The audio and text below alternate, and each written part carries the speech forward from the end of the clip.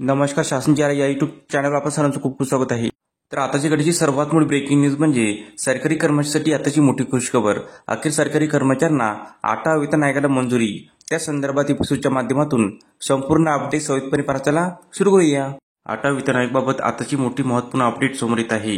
काल दिनांक 28/10/25 रोजी केंद्रीय कॅबिनेट मंत्रिमंडळ बैठकीत झालेल्या निर्णयात 8व्या वेतन आयोगाच्या कामकाजास हिरवा कंदील देण्यात आला आहे.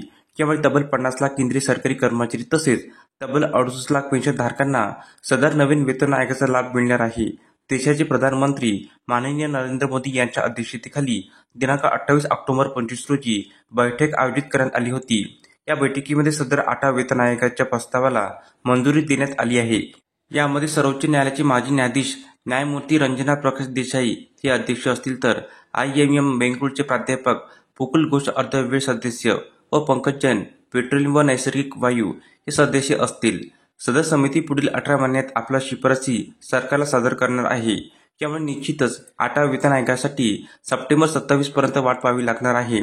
तर अशा प्रकारे सरकारी कर्मचारी 8व्या वेतन आयोग संदर्भात अतिशय महत्त्वपूर्ण अपडेट या एपिसोडच्या माध्यमातून आपण पाहिली आहे.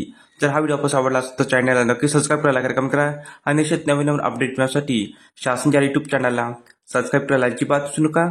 धन्यवाद.